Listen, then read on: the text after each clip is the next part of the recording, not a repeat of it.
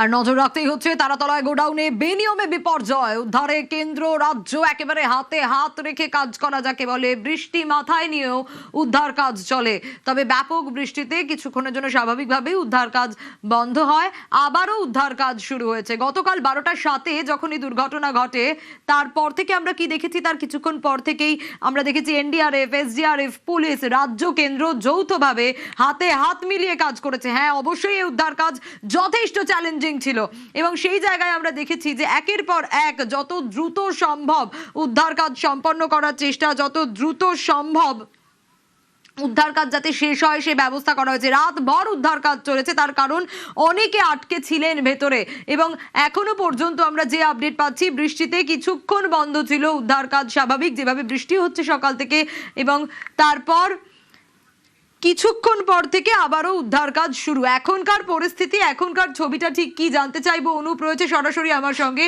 Anup,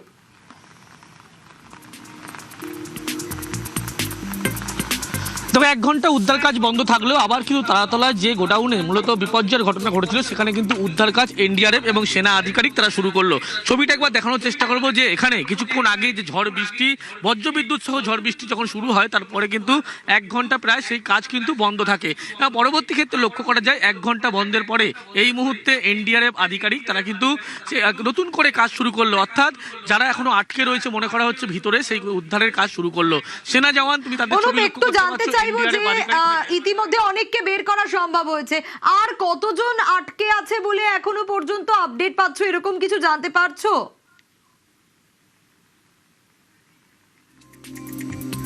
NDRF বা সেনা আধিকারিক তারা কিন্তু প্রত্যেকে পুলিশকেও জানাচ্ছে যে বেশ কয়েকজনকে কিন্তু ইতিমধ্যেই উদ্ধার করা যেমন সম্ভব হয়েছে, এখনো কিন্তু 4-5 জনের বেশি আটকে রয়েছে ভিতরে, এমনটা প্রাথমিকভাবে তারা মনে করছে। সেই কারণে তারা এই উদ্ধারের কাজ এখনো চলছে।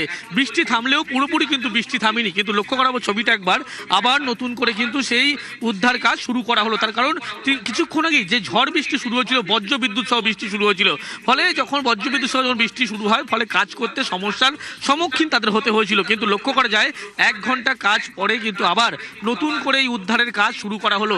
যে ছবি তুমি দেখতে পাচ্ছ, এনডিআরএফ আধিকারিক, সেনা জওয়ান, তারা প্রত্যেকে, দমকল আধিকারিক, তারা এইভাবে বৃষ্টির মধ্যে ভিজেই কিন্তু তারা আবার কাজ শুরু করেছে। তার কারণ মনে করছে 4 থেকে 5 জনের বেশি এই যে জায়গা যেখানে কাজ করছে এখনো আটকে থাকার আশঙ্কা করা হচ্ছে এবং এই জায়গায় তারা এখনো আটকে রয়েছে এমনটাই মনে করছে এবং সেই জায়গায় ইতিমধ্যে ডিলিং করে গ্যাস কাটার দিয়ে কেটে কিন্তু অত্যাধুনিক যন্ত্র ব্যবহার করে এইভাবে সরিয়ে ফেলা হচ্ছে ধ্বংসস্তূপ। তার কারণ এখানে যে ঘটনা ঘটেছিল তার পরবর্তী ক্ষেত্রে এনডিআরএফ আধিকারিক, সেনা জওয়ান যেভাবে কাজ করেছে কিন্তু দেখা যাচ্ছে কলকাতা পুলিশের পক্ষ থেকে সেইভাবেই কিন্তু সহযোগিতা করা হয়েছিল এবং যে চিত্র আগে কখনো দেখা যায়নি। কিন্তু এই তারাতলা যে সেট, ইতিমধ্যেই কারখানা সেই সেট যেখানে বিপর্যয় হয়েছিল সেখান থেকে কিন্তু সরিয়ে ফেলার এই কাজ করা হচ্ছে। যে ক্রেন তুমি দেখতে পাচ্ছ, যে ক্রেনটি নিয়ে আসা হয়েছে সেখান থেকেই কিন্তু ভিতরের দিকে প্রবেশ করবে। তার পরবর্তী ক্ষেত্রে মনে করা হচ্ছে 4-5 জন যারা আটকে রয়েছে তাদের বের করা সম্ভব হবে।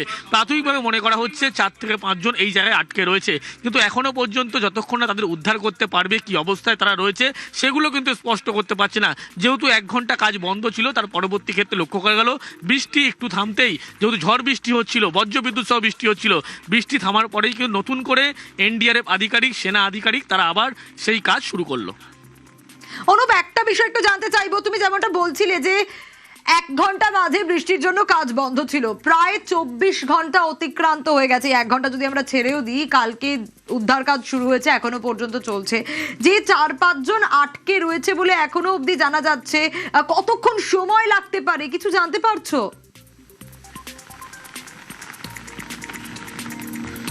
দেখো, 24 ঘন্টা অতিক্রান্ত হয়েছে, কিন্তু 1 ঘন্টা যেহেতু এই কাজ, উদ্ধার কাজ বন্ধ ছিল, কিন্তু আরও দীর্ঘ সময় তারা লাগবে এমনটা মনে করছে। একদিকে যেমন যখন দ্রুত গতিতে যখন কাজ চলছিল যুদ্ধকালীন তৎপরতায়, সেই তৎপরতায় কিন্তু আবার কাজ শুরু হচ্ছে, কিন্তু ভিজে, অর্থাৎ বৃষ্টি হওয়ার ফলে কিন্তু নতুন করে তাদের ভিতরের অংশের দিকে পৌঁছতে সমস্যা হবে। তার কারণ নতুন করে যেখানে ডিল করা হয়েছিল সেই সমস্ত জায়গায় এই প্রবল ঝড় বৃষ্টির ফলে কিন্তু বেশ কয়েকটা জায়গায় ইতিমধ্যে নামতে সমস্যা হতে পারে এমনটা মনে করছে তারা। কারণ অতি সাবধানতার সঙ্গে তাদের কাজ করতে হবে, তার কারণ প্রত্যেকটা প্রত্যেকটি সেটের এই লোহার যে বিম সেই জায়গায় কিন্তু ভিজে অবস্থায় রয়েছে, ফলে নতুন করে যাতে কোনোভাবে দুর্ঘটনা না ঘটে যায় আবার সেই কারণে সাবধানতার বসতি করে কিন্তু সেইভাবে সাবধানতা অবলম্বন করে কাজ করতে হবে। সেই দিক মাথায় রেখেই এই কাজ ইতিমধ্যেই এনডিআরএফ আধিকারিক, সেনা আধিকারিক তারা যেমন করছে এবং এখনও বেশ কয়েক ঘন্টার বেশি সময় লাগবে তারা এমনটাই মনে করছে। তার কারণ যে লোহার বিমগুলো তুমি লক্ষ্য করতে পারছো প্রত্যেক জায়গায় বৃষ্টি হওয়ার ফলে কিন্তু সেখানে বেশি পরিমাণ বৃষ্টি জল জমার মতো জায়গা হয়েছিল এবং সেখানে ভিজে অবস্থায় রয়েছে, ফলে সেখান থেকে সাবধানতার বশত যদি কোনোভাবে কাজ না করে থাকে তাহলে কিন্তু দুর্ঘটনা ঘটে যেতে পারে।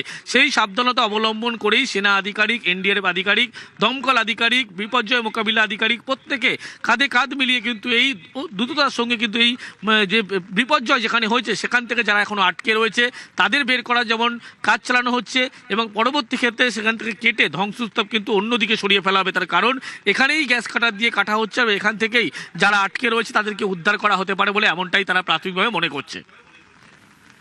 একেবারেই অনুপ, আমরা অবশ্যই নজর রাখছি এবং যেহেতু মাঝেই 1 ঘন্টা কাজ বন্ধ থাকলো এখনো বেশ খানিকটা সময় লাগবে। এই বিপর্যয়ে এখনো পর্যন্ত মৃতের সংখ্যা বেড়ে 11, তবে আরো 4-5 জন আটকে থাকতে পারে ভেতরে এখনো পর্যন্ত, এমনটা অনুমান করা হচ্ছে। এবং উন্নত প্রযুক্তি তো রয়েছে এখন, যেরকম আমরা দেখেছি লাইফ ডিটেক্টর রয়েছে। তো এই 4-5 জন যারা এখনো আটকে রয়েছেন বলে মনে করা হচ্ছে তাদেরকে যত দ্রুত সম্ভব বের করে আনা যায় সেই উদ্ধার কাজ চলছে ইতিমধ্যে। এবং আমরা দেখেছি সেনা, এনডিআরএফ, এসডিআরএফ তারা কিভাবে যৌথভাবে কাজ করেছে, কেন্দ্র রাজ্য সমন্বয়। এবং কেন্দ্র রাজ্য সমন্বয় যখন কাজ হয়েছে তখন আমরা গতকাল 12টার সাথে যখন এই দুর্ঘটনা ঘটে তার কিছুক্ষণ পর থেকেই শুরু হয়ে যায় উদ্ধার কাজ এবং যত দ্রুত সম্ভব। আমরা দেখেছি গতকাল মুখ্যমন্ত্রী শুভেন্দু অধিকারী তিনিও বলেছিলেন যে কেন্দ্র রাজ্যের এই সমন্বয়ে কাজ করা এর ফলে হয়তো অনেকগুলো জীবন সত্যি বাঁচানো সম্ভব হয়েছে, হয়তো সংখ্যাটা আরো বেশি বাড়তে পারতো মৃতের, কিন্তু সেই জায়গায় দাঁড়িয়ে অনেককে রেস্কিউ করে আনা গেছে। যারা ইতিমধ্যেই এসএসকেএম এর চিকিৎসাধীন, আহতরা যারা ভর্তি রয়েছেন প্রায় 20 জন যারা ইতিমধ্যেই এসএসকেএম এর চিকিৎসাধীন। ফের হাইকোর্টে অভিষেক বন্দ্যোপাধ্যায় ডিজে মন্তব্যে কণ্ঠস্বরের নমুনা সংগ্রহের যে নির্দেশ সেই নির্দেশকে চ্যালেঞ্জ করে কলকাতা হাইকোর্টে অভিষেক। আরো ডিটেল জানার চেষ্টা করবো এই বিষয়ে আপনাদের জানাবো, তবে তার আগে আরো একবার জানাই ফের হাইকোর্টে অভিষেক বন্দ্যোপাধ্যায় ডিজে মন্তব্যে কণ্ঠস্বরের নমুনা সংগ্রহের নির্দেশকে চ্যালেঞ্জ করে কলকাতা হাইকোর্টে অভিষেক বন্দ্যোপাধ্যায়। কণ্ঠস্বর তারই, তবু কেন নমুনার প্রয়োজন, প্রশ্ন তুলে হাইকোর্টে অভিষেক বন্দ্যোপাধ্যায়। মামলা দায়েরের অনুমতি হাইকোর্টে।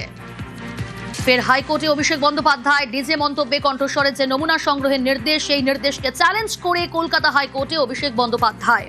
তার বক্তব্যই কণ্ঠস্বর আমার, আমি তো অস্বীকার করিনি যে আমার কণ্ঠস্বর নয়, তারপরেও কেন কণ্ঠস্বর নমুনার প্রয়োজন রয়েছে। নমুনা সংগ্রহের নির্দেশকে চ্যালেঞ্জ করে কলকাতা হাইকোর্টে অভিষেক বন্দ্যোপাধ্যায়। কণ্ঠস্বর তারই, তবু কেন নমুনার প্রয়োজন, প্রশ্ন তুলে হাইকোর্টে অভিষেক বন্দ্যোপাধ্যায়। মামলা দায়েরের অনুমতি হাইকোর্টের।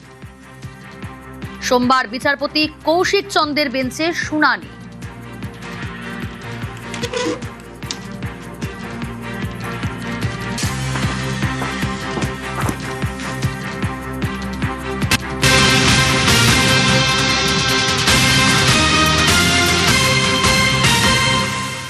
এদিকে আরও বিভাগে অভিষেক বন্দ্যোপাধ্যায় পিএ সুমিত রায়। আগাম জামিন মামলায় সুমিত রায়কে তিরস্কার হাইকোর্টের। শালবনী জমি দুর্নীতি মামলায় সুমিতের বিরুদ্ধে মামলা, আপাতত সুমিতকে আগাম জামিন নয়। সোমবার মামলার পরবর্তী শুনানি। সুমিতের খোঁজে অভিষেকের বাড়িতেও যায় পুলিশ, আপনাদের মনে আছে। আরও বিপাকে অভিষেক বন্দ্যোপাধ্যায় পিএ সুমিত রায়। আগাম জামিন মামলায় সুমিত রায়কে তিরস্কার হাইকোর্টের। শালবনী জমি দুর্নীতি মামলায় সুমিতের বিরুদ্ধে মামলা, আপাতত সুমিত রায়কে আগাম জামিন নয়। সোমবার এই মামলার পরবর্তী শুনানি রয়েছে। সুমিত রায়ের খোঁজে আগেই অভিষেক বন্দ্যোপাধ্যায় বাড়িতেও যায় পুলিশ।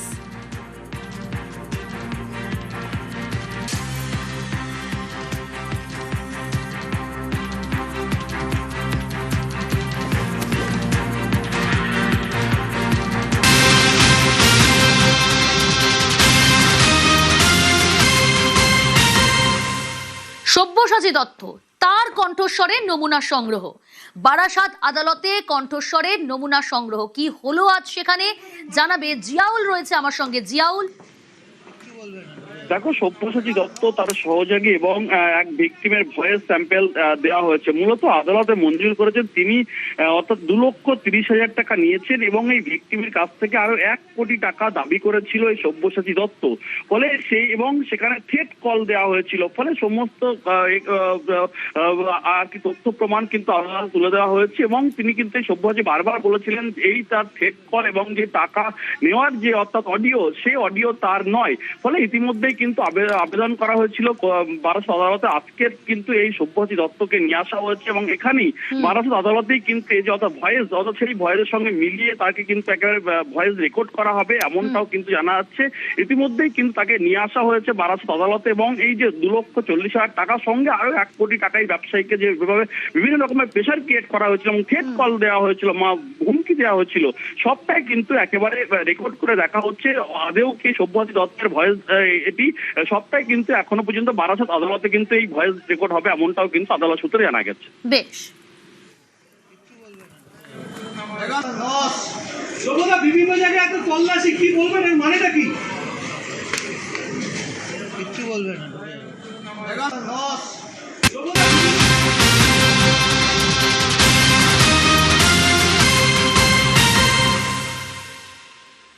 ভাঙড়ে এবার শওকত ঘনিষ্ঠকে ডিম। ছবি দেখাই আপনাদের। তৃণমূল নেতা খায়রুলকে এভাবেই ডিম ছোড়া হলো। খায়রুল ইসলাম, খায়রুলের স্ত্রী ভগবানপুর গ্রাম পঞ্চায়েত প্রধান। এই খায়রুল পঞ্চায়েত সমিতির বনভূমির কর্মাধ্যক্ষ, তার বিরুদ্ধে একাধিক দুর্নীতির অভিযোগ। একসময় দাপট ছিল এই খায়রুল ইসলামের, আজ তাকে ডিম ছুড়ছেন স্থানীয়রা। ছবি দেখাচ্ছি আপনাদের। শওকত মোল্লা ঘনিষ্ঠ খায়রুল ইসলাম, খায়রুল ইসলামকে ডিম ছুড়ল স্থানীয় বাসিন্দারা।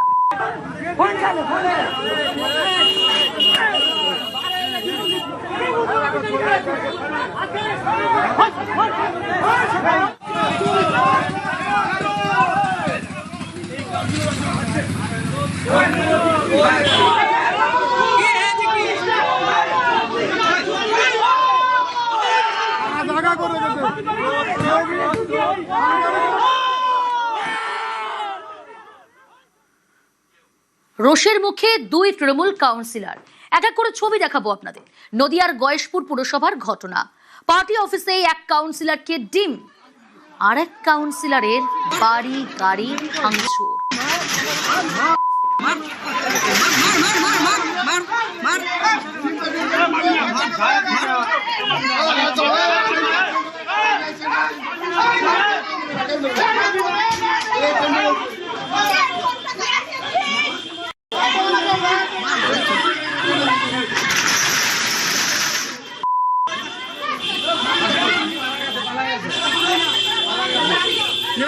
নেপাল যায় কোথায়?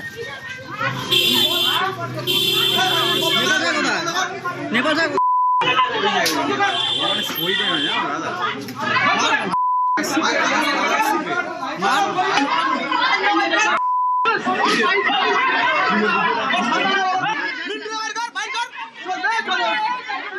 ওয়ার্ডে গিয়েও জিজ্ঞাসা করবেন, কোনো অন্যায় কাজ আমরা করিনি। তখন জানি না কে করছে, কী হচ্ছে, আমি ঠিক কাউকে চিহ্নিত করতে পারেননি? না না, আমি তো ছিলাম না, কী করে বুঝবো বল।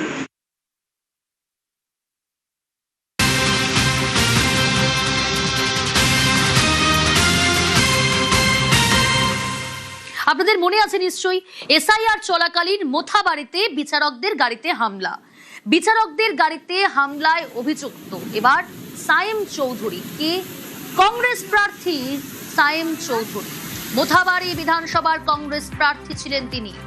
কোথা থেকে গ্রেফতার করা হলো, কিভাবে জড়িত এই ঘটনার সঙ্গে, আরো বিস্তারিত জানাবে সেবক রয়েছে আমার সঙ্গে। সেবক, একদমই। দেখো, আমরা জানি মালদহের মোথাবাড়িতে যেখানে কালিয়াচক 2 নম্বর বিডিও অফিস, সেখানে কর্তব্যরত বিচারক তাদেরকে রাত পর্যন্ত ঘেরাও, তাদেরকে উদ্ধারে বাধা, হামলা, এমন ঘটনা প্রকাশ্যে আসে এবং এই ঘটনায় এনআইএ তদন্ত শুরু হয়। এনআইএ এই ঘটনার তদন্তে নেমে বেশ কয়েকজনকে এর আগেই গ্রেপ্তার করেছে। আর এই ঘটনায় এবার গ্রেপ্তার করা হলো সায়েম চৌধুরীকে।